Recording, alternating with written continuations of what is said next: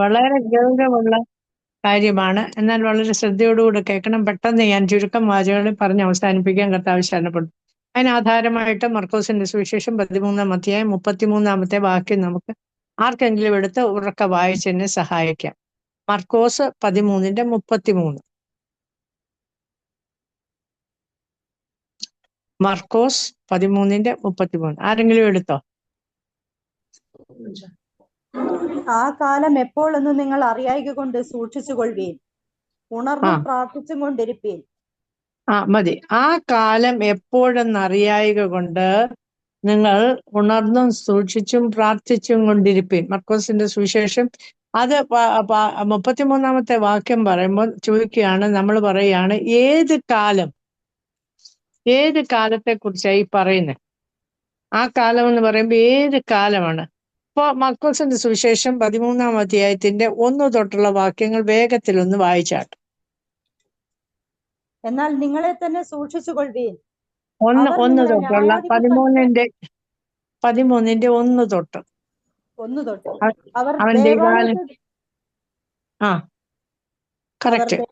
അവൻ ദേവാലയത്തെ വിട്ടു പോകുമ്പോൾ ശിഷ്യന്മാരിൽ ഒരുത്തൻ, ഗുരു ഇതാ എങ്ങനെയുള്ള കല്ല്, എങ്ങനെയുള്ള പണി എന്ന് അവനോട് പറഞ്ഞു.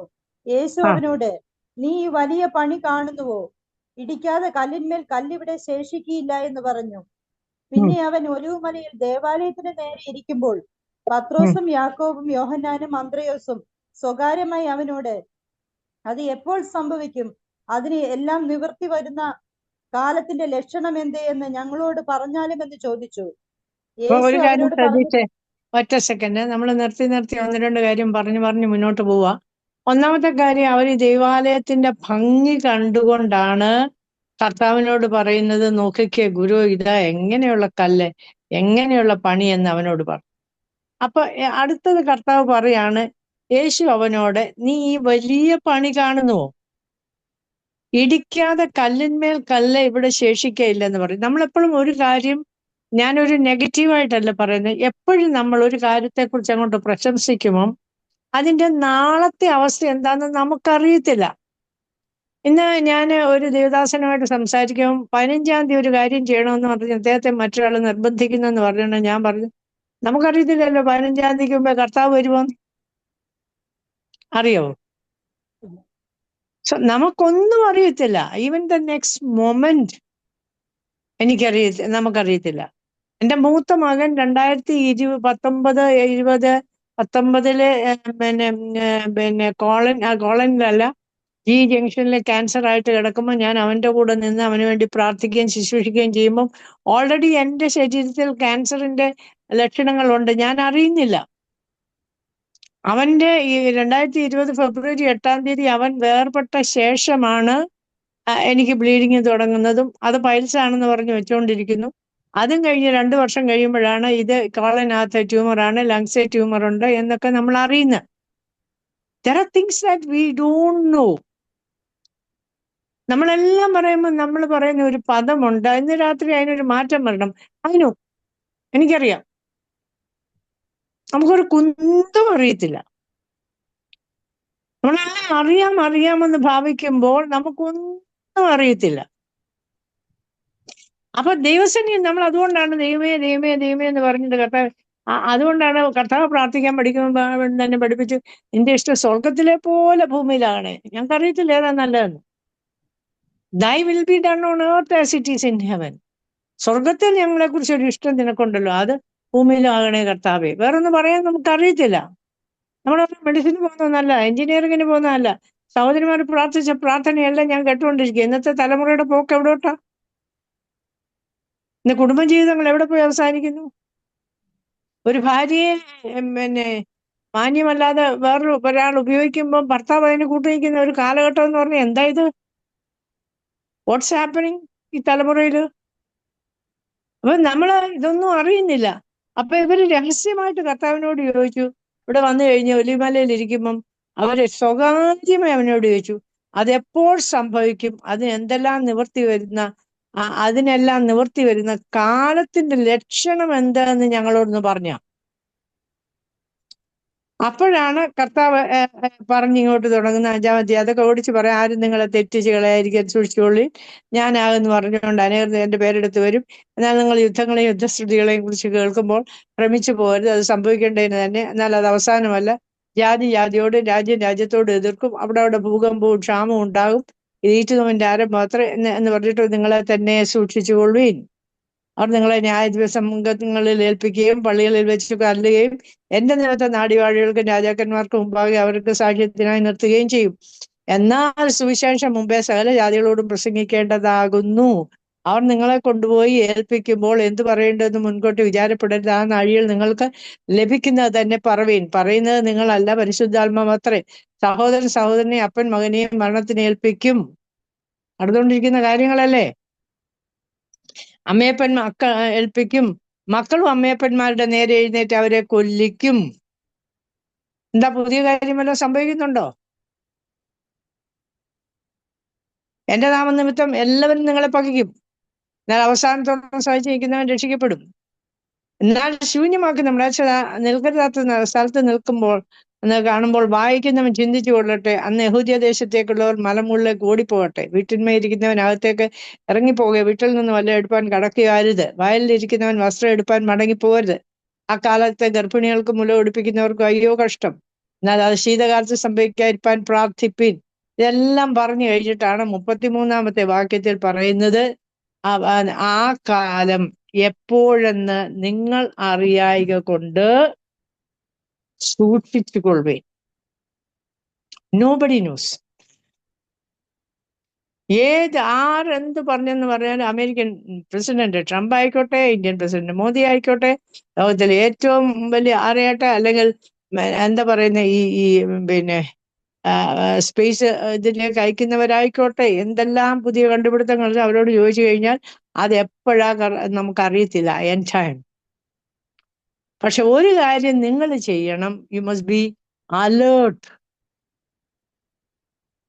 ഒറ്റ കാര്യം, ടേക്ക് ഹീഡ്, ജാഗ്രത, ശ്രദ്ധിക്കുക, കരുതലോടിരിക്കുക, അലേർട്ടായിട്ടിരിക്കുക, വാച്ച് ഔട്ട് ചെയ്യുക.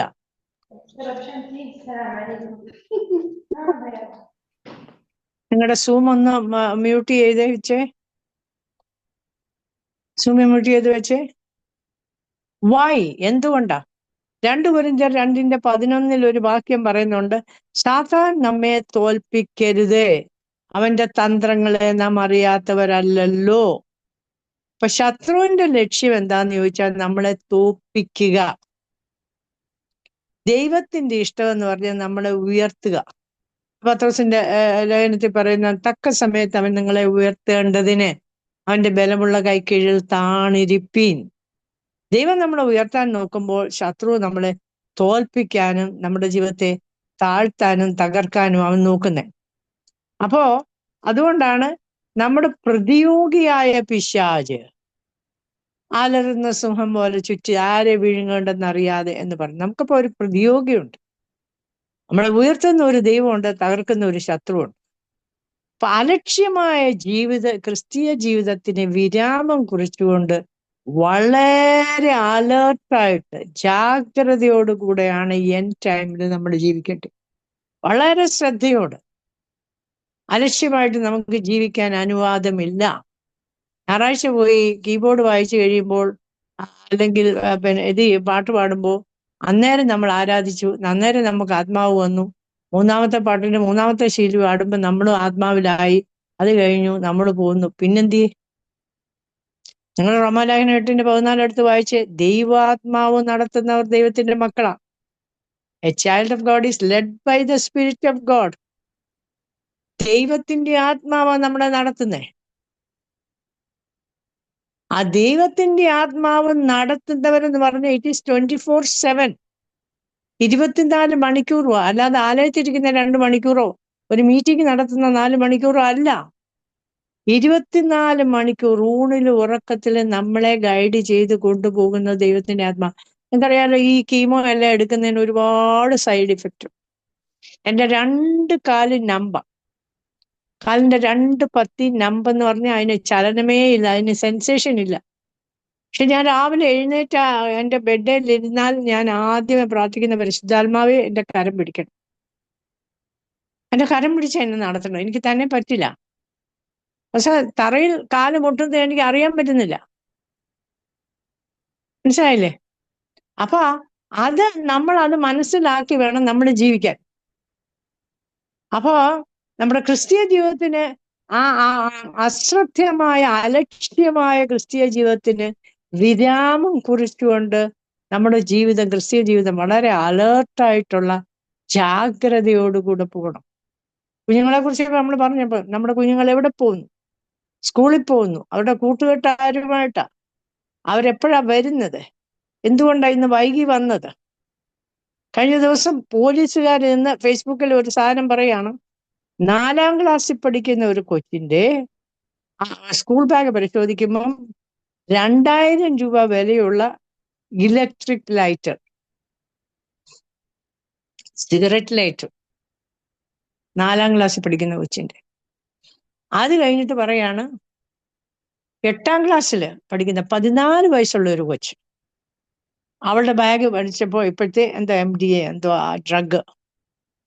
ആ ഡ്രഗ് അവക്ക് കൊടുത്ത് അവളെ അനാവൃതമാക്കി, അവളെ ബാഗ്മെയിൽ ചെയ്യിച്ച് അവളെ കൊണ്ട് ഇത് ചെയ്യാനായിട്ട് അവർ ചെയ്തപ്പോൾ അവൾ ആത്മഹത്യ ചെയ്തു. She's committed. പേരൻസ് ഇത് കാണുന്നുണ്ടെന്ന് അവർ ചോദിക്കുന്നത്, പോലീസ് ചോദിക്കുന്നത്, നിങ്ങളുടെ കുഞ്ഞുങ്ങൾ എന്ത് ചെയ്യുന്നു? നിങ്ങളുടെ കുഞ്ഞുങ്ങൾ എവിടെ പോകുന്നു? ആരുമായിട്ട് സമയം ചെലവഴിക്കുന്നു? ഇതൊക്കെ ശ്രദ്ധിക്കണ്ടേ? അപ്പം നമുക്കിങ്ങനെ ഒരു യാന്ത്രികമായിട്ട് രാവിലെ എഴുന്നേറ്റ് പോയി പിള്ളേരെ ഒഴുകുത്തി പോയി നമ്മൾ നമ്മുടെ ജോലി ചെയ്തു, അതല്ല. മനസ്സിലായില്ലേ? അപ്പം അതുകൊണ്ടാണ് ഈ പറഞ്ഞത്, ഈ 2 കൊരിന്ത്യർ 11:3 പറഞ്ഞ സർപ്പം ഉപായത്താൽ ഹവ്വയെ ചതിച്ചതുപോലെ ക്രിസ്തുവിനോടുള്ള നിങ്ങളുടെ മനസ്സ് ക്രിസ്തുവിനോടുള്ള ഏകാഗ്രതയും നിർമ്മലതയും വിട്ട് വഷളായി പോകുമോ എന്ന് ഞാൻ ഭയപ്പെടുന്നു. ആദ്യം അവൻ ചെയ്യുന്നത് എന്താ? ഫോക്കസ് മാറ്റുക. ക്രിസ്തുവിനോടുള്ള ഫോക്കസ് അവൻ മാറ്റി. ഫോക്കസ് മാറ്റി കഴിയുന്ന ഉടനെ അത് കഴിഞ്ഞ് ഏകാഗ്രത മാറ്റി, പിന്നെ അത് കഴിയുമ്പോൾ നമ്മുടെ നിർമ്മലത, വിശുദ്ധി നഷ്ടപ്പെടുക. പിന്നെ ഏകാഗ്രത മാറ്റി നിർമ്മലത, പിന്നെ അതോടുകൂടെ പിന്നെ വഷളായി പോകും. ഒന്നിനെയും ഭയപ്പെടാത്ത പൗലോസ് അപ്പോസ്തലൻ പറയാണ്, ഞാൻ ഭയപ്പെടുന്ന ഒരൊറ്റ കാര്യം ഇതാ. ഒന്നിനെയും ഭയപ്പെടാത്ത മനുഷ്യൻ പറയുന്നത്, എനിക്ക് ഭയം ഇതാണ്. നോക്കിക്കേ എങ്ങനെ ഏദൻ പറുദീസയിൽ ദൈവത്തോട് കൂടെ ഇരുന്ന ആദം ഹവ്വ ദമ്പതിമാരിൽ ഹവ്വയെ നോക്കിക്കേ തെറ്റിച്ച് കളഞ്ഞത്. ദൈവത്തോട് കൂടിയിരുന്ന എല്ലാ വൃക്ഷത്തിനും മരം തിന്നാം, ഒന്നിന്റെ മാത്രം തിന്നരുതെന്ന് പറഞ്ഞെടുത്ത് അത് തന്നെ അവളുടെ ഫോക്കസിൽ കൊണ്ടുവന്ന് ദൈവത്തെ പോലെ ആകുമെന്ന് പറഞ്ഞു, കാണാൻ നല്ലതാന്ന് പറഞ്ഞു, തിന്നാൻ നല്ലതാന്ന് പറഞ്ഞു, സ്വാദുള്ളതാന്ന് പറഞ്ഞു, ജ്ഞാനം പ്രാപിക്കാൻ കാമ്യമാകുമെന്ന് പറഞ്ഞു, ദൈവത്തെ പോലെ ആകുമെന്ന് പറഞ്ഞു. അവളെ കൊണ്ട് അത് തന്നെ പറിച്ച് തീറ്റിപ്പിച്ചു. എങ്ങനെയുണ്ട്? Don't under estimate. സേറ്റിനെ നമ്മൾ ഓവർ എസ്റ്റിമേറ്റ് ചെയ്യണ്ട. നമ്മൾ വളരെ ശ്രദ്ധയോടായിരിക്കണം. അതിനാ നമുക്ക് പരിശുദ്ധാത്മാവിനെ തന്നത്. നമുക്ക് പരിശുദ്ധാത്മാവിനെ തന്ന ഇതൊക്കെ തിരിച്ചറിയാനായിട്ടാണ്. മനസ്സിലായി? അപ്പൊ നമ്മുടെ ഫോക്കസ് ഷിഫ്റ്റ് ചെയ്യുക, ലക്ഷ്യം തെറ്റിക്കുക. ഞാൻ അതിന് ഉദാഹരണമായിട്ട് നിങ്ങളോടൊക്കെ പറഞ്ഞിട്ടുണ്ടോ എന്ന് അറിയത്തില്ല. ഞാൻ എപ്പോഴും പറയുന്ന ഒരു സ്റ്റോറി, ഒരു സ്പ്രിന്ററുടെ, ഒരു ഓട്ടക്കാരൻ്റെ. ആളെ ഒരിക്കലും ആരും തോപ്പിച്ചിട്ടില്ല. ഭയങ്കര ഒരു ഓട്ടക്കാരൻ. അപ്പോ അവിടുത്തെ ഏറ്റവും കോടീശ്വരിയായ ഒരു പെണ്ണ് പറഞ്ഞു, നിങ്ങൾ വെച്ചോ, ഞാൻ അയാളത്ത്. അവരെല്ലാം പറഞ്ഞു, എൻ്റെ മാഡം നിങ്ങൾക്ക് നടക്കത്തില്ല, ആളെ ഇന്ന് വരെ ആരും തോന്നി, നിങ്ങൾ വെക്കായിരുന്നു. അങ്ങനെ അവര് ഇത് സെറ്റ് ചെയ്തു, ഇതെല്ലാം ലൈനെല്ലാം വരച്ചു. അവിടെ നിന്ന് 2 പേരും നിന്നു, വിസിലടിച്ചു, റെഡി 1 2 3 സ്റ്റാർട്ട് ചെയ്തു. ഒറ്റ ലീപ്പിന് അയാൾ മുന്നോട്ട് കയറി. ഒറ്റ ലീപ്പിന് മുന്നോട്ട് കയറി കഴിഞ്ഞപ്പോൾ ഇവര് പോക്കറ്റിൽ കൈയിട്ട് വില കൂടിയ ഒരു ഡയമണ്ട് എടുത്ത് അയാളുടെ ട്രാക്കിലോട്ടിട്ടു. അപ്പൊ ട്രാക്കിൽ ഡയമണ്ട് വീഴുന്ന കണ്ടുകൊണ്ട് ആളെ പതിയെ സ്പീഡ് കുറച്ചു, പൊനിഞ്ഞു. അയാൾ അത് എടുത്തു കഴിഞ്ഞേച്ച് അപ്പൊ അയാൾക്ക് കോൺഫിഡൻസ് ഉണ്ട് കയറി വരാമെന്ന്. അപ്പോഴത്തേക്ക് ഇവൾ അയാളുടെ ഒപ്പം ഓടിയെത്തി. അത് കഴിഞ്ഞ് അയാൾ അടുത്ത ലീപ്പിന് മുമ്പിൽ കയറി. അപ്പൊ പിന്നെ അടുത്ത ഡയമണ്ട് ഇട്ടു. ചുരുക്കി പറഞ്ഞ് ഫിനിഷിംഗ് ലൈനിൽ വരുന്നതിന് മുമ്പ് അവൾ ലാസ്റ്റ് ഡയമണ്ട് ഇട്ടു. ആളത് കുനിഞ്ഞെടുക്കുന്നതിന് മുമ്പേ അവള് ഫിനിഷിംഗ് ലൈനിൽ എത്തി. ഉണ്ടോ? നമ്മുടെ ശ്രദ്ധ മാറ്റുന്നത് എത്ര വൈദഗ്ധ്യത്തോടുകൂടാ. കൺമോഹൻ, ജഡമോഹൻ, ജീവനത്തിന്റെ പ്രതാപം. നമ്മൾ ചുറ്റും ജീവിക്കുന്ന പലതിനകത്തും നമ്മുടെ ശ്രദ്ധ കൊണ്ടുവരും. ഒരുപക്ഷെ ഒരു നെയ്ബർ ആയിരിക്കും, നമുക്ക് ഇഷ്ടമുള്ള പാട്ട് പാടുന്ന ഒരു കുട്ടിയായിരിക്കും, നമുക്ക് അതിനെ ഇഷ്ടമാണ്, ശ്രദ്ധ അങ്ങോട്ട് പോരും. അല്ലെ വേറൊരാളായിരിക്കും, നന്നായി കളിക്കുന്ന ഒരാളായിരിക്കും, നമുക്ക് അവരോട് താല്പര്യം തോന്നുക, നമ്മുടെ ശ്രദ്ധയെ മാറ്റി. പതിയെ നോക്കിക്ക് നമ്മൾ വഷളായി പോകുമ്പോ എന്ന് ഞാൻ ഭയപ്പെടുന്നെന്ന് പറഞ്ഞു. അപ്പോ നമ്മളെ ചതിക്കുക എന്നുള്ള പിശാചിന്റെ, അവനെപ്പോഴും ഉപയോഗിക്കുന്ന പിശാചിന്റെ തന്ത്രങ്ങളെ നിങ്ങൾ അറിയാത്തവരല്ലല്ലോ. അവൻ ഡയറക്റ്റ് ആയിട്ടൊന്നും ചെയ്യത്തില്ല, അവൻ എപ്പോഴും തന്ത്രങ്ങളാ പ്രയോഗിക്കുന്നത്. യോശുവയുടെ പുസ്തകം ആരെങ്കിലും ഒന്നെടുത്ത് 9-ാം അധ്യായത്തിന്റെ 3 തൊട്ട് 16 വരെയുള്ള വാക്യങ്ങൾ ആരെങ്കിലും ഒന്ന് വായിച്ചു. ജോഷുവ 9:3 തൊട്ട് 16. ബൈബിളിലെ ആരുടെയും കയ്യില്? എന്നാൽ യോശുവ എരിഹോവിനോടും ഹായിയോടും ചെയ്തത് ഗിബയോൻ നിവാസികൾ കേട്ടപ്പോൾ അവർ ഒരു ഉപായം പ്രയോഗിച്ചു. മോളെ നിർത്തി വായിക്കണം. അവര് ഒരു ഉപായം പ്രയോഗിച്ചു. അപ്പൊ യോശുവ ഒന്നുകൂടെ വായിച്ച ആ വാക്യം. എന്നാൽ യോശുവ എരിഹോവിനോടും ഹായിയോടും ചെയ്തത് ഗിബയോൻ നിവാസികൾ കേട്ടപ്പോൾ അവർ ഒരു ഉപായം പ്രയോഗിച്ചു. ഇനി അടുത്തത് 9:14-15 വായിച്ച്. 14-15. അപ്പോൾ ഇസ്രായേൽ പുരുഷന്മാർ അല്ല, അതിന്റെ 3-ന്റെ താഴോട്ട് തന്നെ അങ്ങ് വായിക്കേ. ഓക്കെ. ഉപായം പ്രയോഗിച്ചു. ഭക്ഷണ സാധനങ്ങൾ ഒരുക്കി പഴയ ചാക്കുകളും പഴയതും കീറിയതും തുന്നിക്കെട്ടിയതുമായ വീഞ്ഞു തുരുത്തികളും കഴുതപ്പുറത്ത് കയറ്റി. പഴക്കം ചെന്ന് കണ്ടം വെച്ച ചെരുപ്പും കാലിലും പഴയ വസ്ത്രം ദേഹത്തിന്മേലും ധരിച്ചു പുറപ്പെട്ടു. അവരുടെ ഭക്ഷണത്തിനുള്ള അപ്പവും എല്ലാം ഉണങ്ങി പൂത്തിരുന്നു. അവർ ഗിൽഗാലിൽ പാളയത്തിലേക്ക് യോശുവയുടെ അടുക്കൽ ചെന്ന് അവനോട്, ഇസ്രായേൽ പുരുഷന്മാരോട്, ഞങ്ങൾ ദൂരദേശത്ത് നിന്ന് വന്നിരിക്കുന്നു, ആകയാൽ ഞങ്ങളോട് ഒരു ഉടമ്പടി ചെയ്യണമെന്ന് പറഞ്ഞു. ഇസ്രായേൽ പുരുഷന്മാർ ആ ഹിവ്യരോട്, പക്ഷേ നിങ്ങൾ ഞങ്ങളുടെ ഇടയിൽ പാർക്കുന്നവരായിരിക്കും, എന്നാൽ ഞങ്ങൾ നിങ്ങളോട് ഉടമ്പടി ചെയ്യുന്നത് എങ്ങനെ എന്ന് പറഞ്ഞു. അവർ യോശുവയോട്, ഞങ്ങൾ നിന്റെ ദാസന്മാരാകുന്നു എന്ന് പറഞ്ഞു.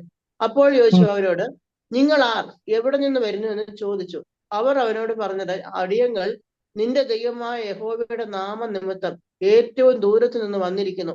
അവന്റെ കീർത്തിയും അവൻ മിസ്രൈമിൽ ചെയ്തതൊക്കെയും ഹെസ്ബോൻ രാജാവായ സീഹോനെയും അസ്തോത്തിലെ ബാഷാൻ രാജാവായ ഓഗ് ഇങ്ങനെ യോർദാൻ അക്കരെയുള്ള അമോര്യരുടെ 2 രാജാക്കന്മാരോടും അവൻ ചെയ്തതൊക്കെയും ഞങ്ങൾ കേട്ടിരിക്കുന്നു. അതുകൊണ്ട് ഞങ്ങളുടെ മൂപ്പന്മാരും ദേശനിവാസികൾ എല്ലാവരും ഞങ്ങളുടെ വഴിക്ക് വേണ്ടുന്ന ഭക്ഷണ സാധനം എടുത്ത് അവരെ ചെന്ന് കണ്ട് ഞങ്ങൾ നിങ്ങളുടെ ദാസന്മാരായിക്കൊള്ളാം എന്ന് അവരോട് പറയണമെന്ന് പറഞ്ഞു.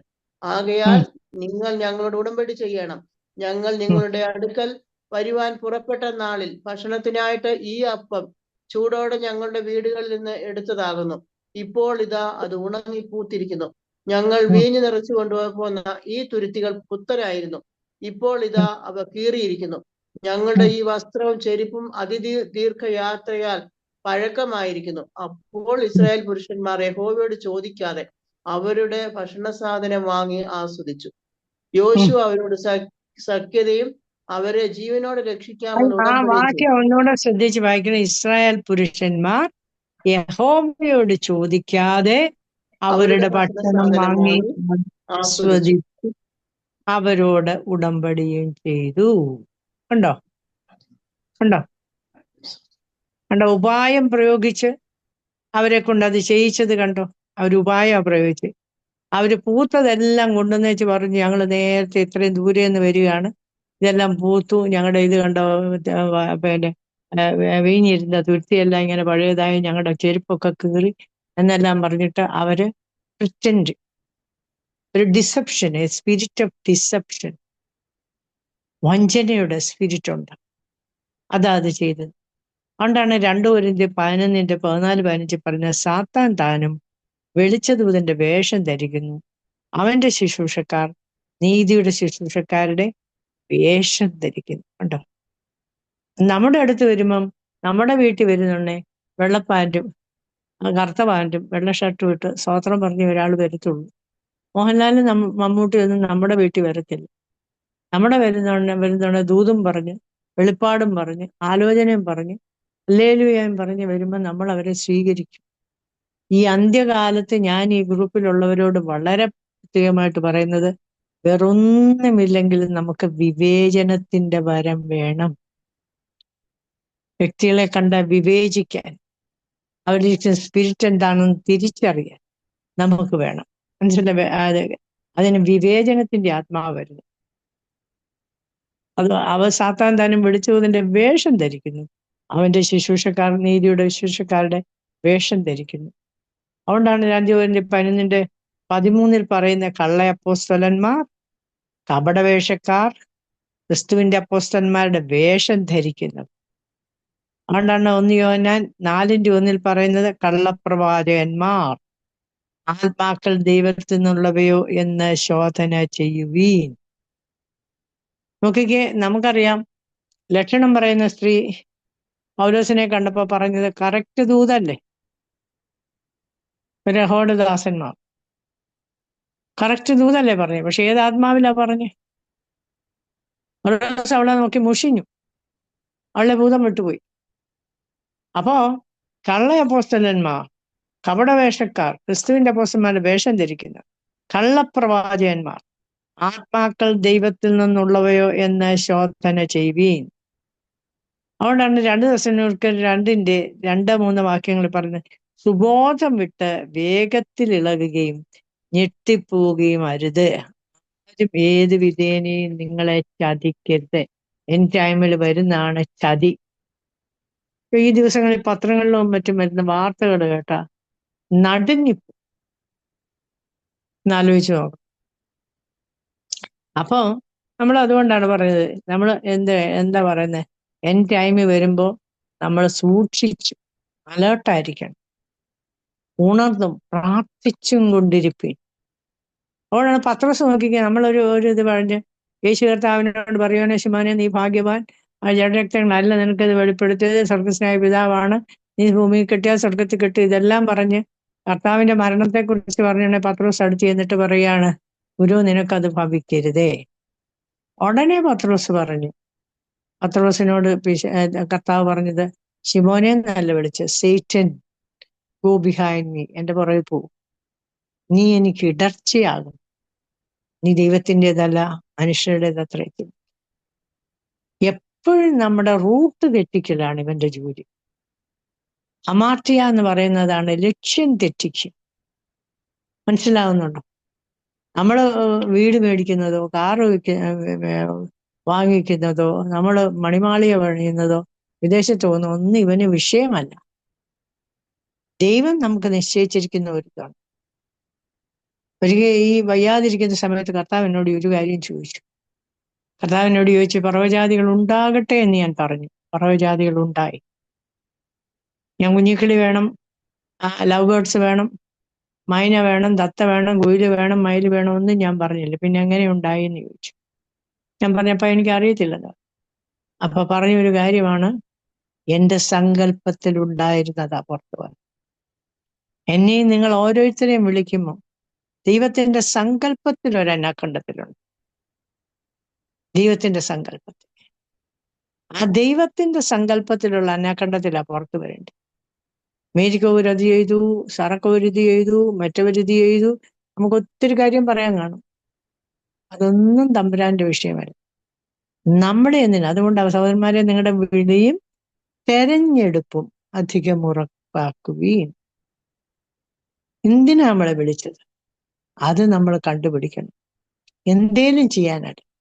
അതുകൊണ്ടാണ് മത്തായിയുടെ സുവിശേഷം പറയുന്നതാണ്, ഞങ്ങൾ നിന്റെ നാമത്തിൽ ഭൂതങ്ങളെ പുറത്താക്കി, ഞങ്ങൾ അത് എഴുതി എന്ന് പറയുമ്പോൾ ഞാൻ നിങ്ങളെ അറിയുന്നില്ല എന്ന് പറയുന്നതിന്റെ കാര്യം.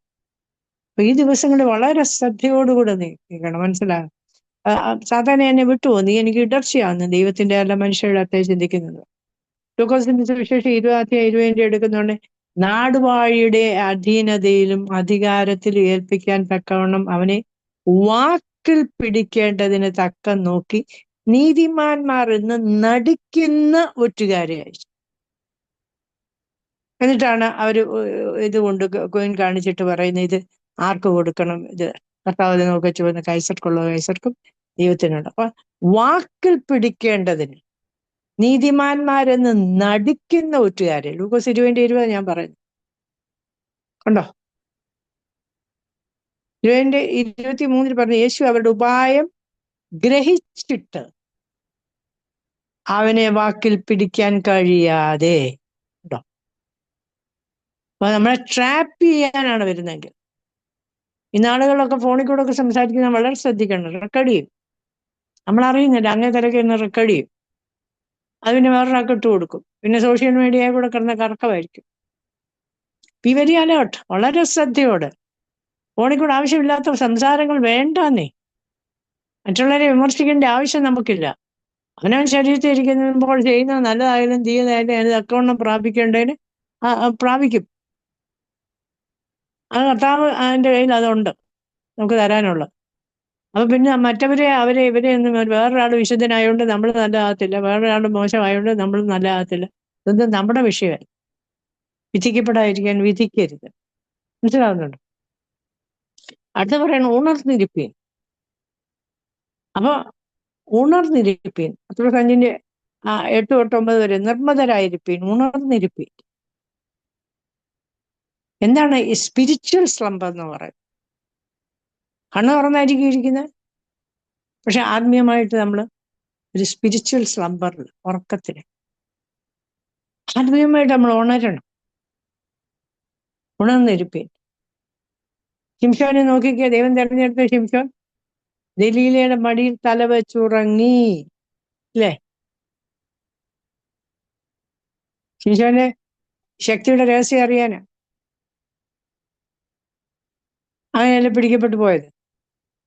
ഇനി 1 രാജാക്കന്മാർ 2:16 എടുത്ത് പഠിക്കുമ്പോൾ 2 വേശ്യ സ്ത്രീകൾ ഉറങ്ങി. ഒരുത്തി കുഞ്ഞിന്റെ മോളിൽ കിടന്നു, കുഞ്ഞ് മരിച്ചു.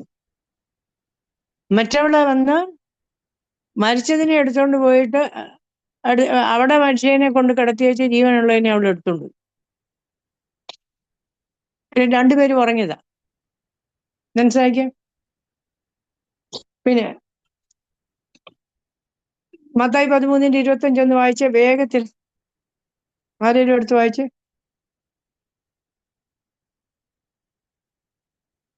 പെട്ടെന്ന് മത്തായി 13:25. മനുഷ്യൻ ഉറങ്ങുമ്പോൾ അവന്റെ ശത്രു വന്ന് ഗോതമ്പിന്റെ ഇടയിൽ കള വിതച്ച് പോയി കളഞ്ഞു. കണ്ട, ഉറങ്ങിക്കഴിയുമ്പോൾ ശത്രു വന്ന് കള വിതയ്ക്കുന്നു. കള വിതച്ചിട്ട് പോയി, നമ്മൾ കാണുന്നില്ല. ഗോതമ്പിന്റെ ഇടയിൽ ഇപ്പൊ ഗോതമ്പ് വളർന്നു വരുമ്പോ അതിന്റെ കൂടെ കളയും കൂടെ അത്. മനസ്സിലാവുന്നുണ്ടോ? ഇനി മത്തായി 25:5 വായിച്ചു.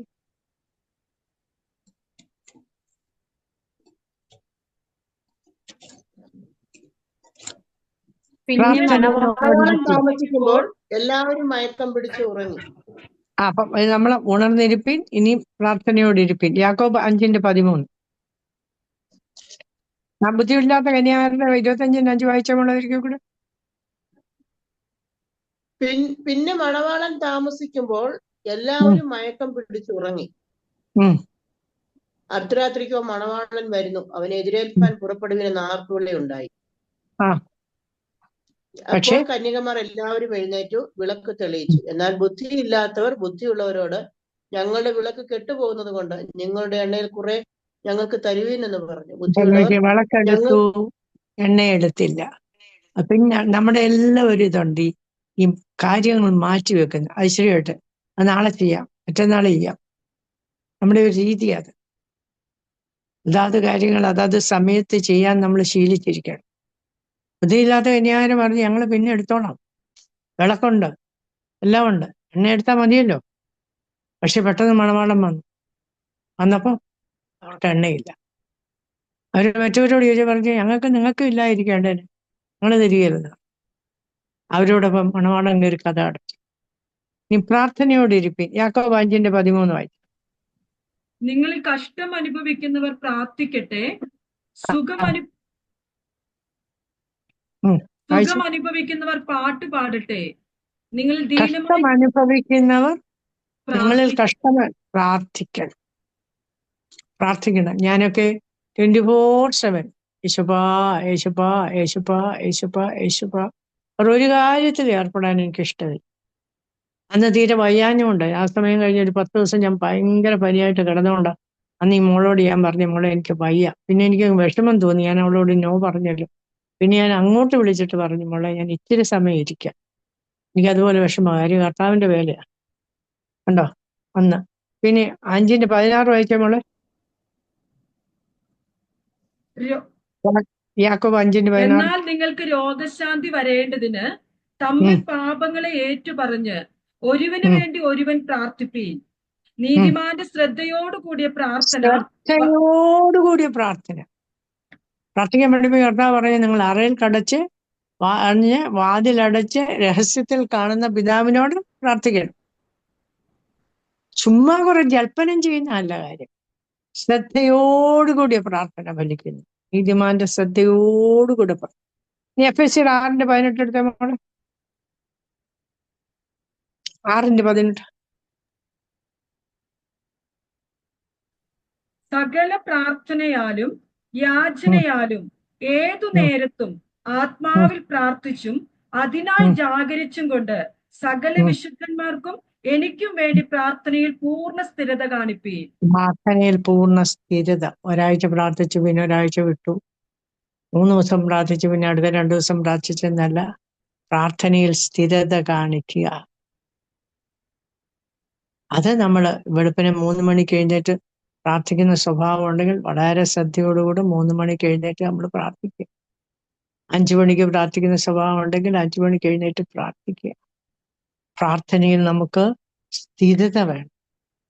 ഇനി കൊലോസ്യ ലേഖനം 4:12 ഒന്ന് വായിച്ചേ മോളെ.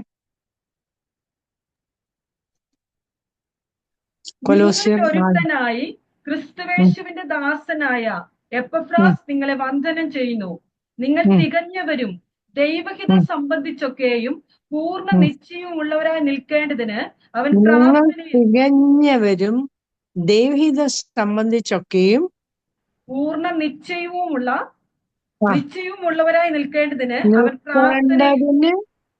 അവൻ പ്രാർത്ഥനയിൽ നിങ്ങൾക്ക് വേണ്ടി പോരാടുന്നു. അപ്പൊ നമ്മൾ പ്രാർത്ഥനയെ പോരാടുന്നത് എന്തിനാ?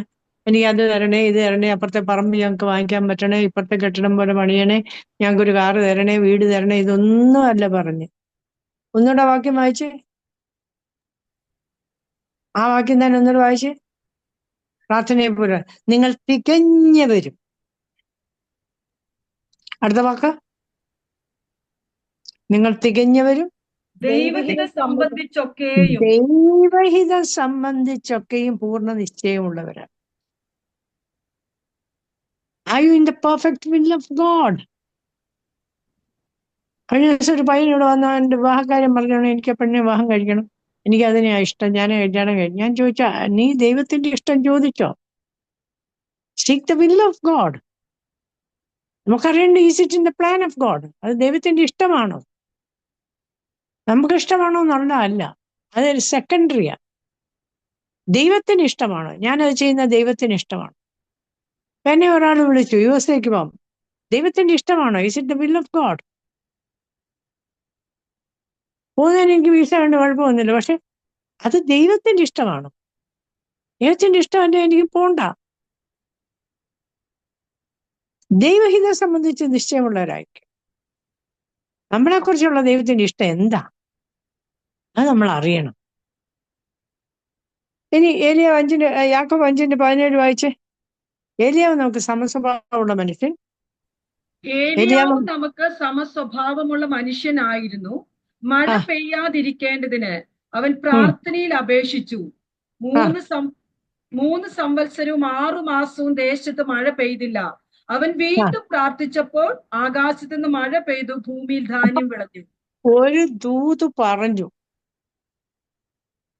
ഞാൻ പറഞ്ഞിട്ടല്ലാതെ ഈ നാളുകളിൽ മഴ പെയ്യത്തില്ലെന്ന് ആഹാബിന്റെ കൊട്ടാരത്തിൽ അവൻ ദൂത് പറഞ്ഞെങ്കിൽ അവൻ പോയി അതിന് പ്രാർത്ഥിച്ചു. മഴ പെയ്യുമെന്ന് പറഞ്ഞെങ്കിൽ പിന്നെ അതിനുവേണ്ടി പ്രാർത്ഥിച്ചു. ദൈവം നമ്മളോടൊരു കാര്യം പറഞ്ഞെങ്കിൽ അതിനുവേണ്ടി പ്രാർത്ഥിക്കണം. നമുക്ക് വാഗ്ദത്തം ഒത്തിരി ഉണ്ടെന്നുള്ളതല്ല, അത് പ്രാപിച്ചെടുക്കണമെങ്കിൽ നമ്മൾ അത് പ്രാർത്ഥിക്കണം. അതാണ് പറഞ്ഞത്, ഇത് എൻഡ് ടൈം ആയതുകൊണ്ട് നമ്മൾ വളരെ അലേർട്ടായിരിക്കണം, സൂക്ഷിച്ചും ഉണർന്നും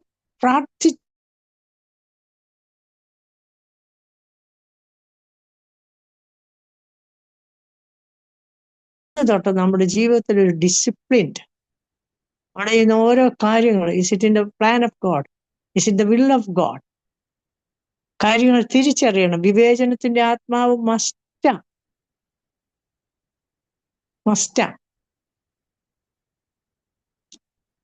പ്രാർത്ഥിക്കണം. നമുക്കറിയാം, പൗലോസിനെയൊക്കെ തടവറ പ്രാർത്ഥന മുറിയിലാക്കിയ മനുഷ്യനാ. കൈയും കാലും ആമത്തിലിട്ട് തടവറ കിടക്കുമ്പോഴും അത് പ്രാർത്ഥനാ മുറിയാക്കി. ഇല്ലേ? ഒരു പ്രാർത്ഥനാ ജീവിതം നമുക്കുണ്ടാകട്ടെ. ഒരു സിസ്റ്റമാറ്റിക് ആയിട്ടുള്ള ശ്രദ്ധയോടുകൂടിയ ഒരു ക്രിസ്തീയ ജീവിതത്തിന് നമുക്ക് നമ്മളെ ഏൽപ്പിച്ചു കൊടുക്കാം. ഈ വചനങ്ങളാൽ ദൈവം നിങ്ങളെ അനുഗ്രഹിക്കട്ടെ. നിങ്ങളോടൊപ്പമായിരിക്കാൻ ദൈവം തന്ന സാവകാശം ഓർത്ത് ദൈവത്തെ സ്തുതിക്കുന്നു. നിങ്ങളുടെ പ്രാർത്ഥനയെ ഞാൻ ചോദിക്കുന്നു. എൻ്റെ ബോഡി ക്യാൻസർ ഫ്രീ ആകണം, ഈ സ്റ്റോമ എടുത്ത് മാറ്റണം, ഇനിയും കർത്താവിൻ്റെ നാമം ചുമന്നുകൊണ്ട് ഒരു റൗണ്ട് ഓടണം. അതിൻ്റെ കൊതിയാണ്. എൻ്റെ മഹത്വം വിളിച്ചു പറയാൻ ദൈവം എനിക്ക് ഭാഗ്യം തരണം. നിങ്ങളുടെ പ്രാർത്ഥന ഞാൻ ചോദിക്കുന്നു. God bless you. God bless you. God bless you.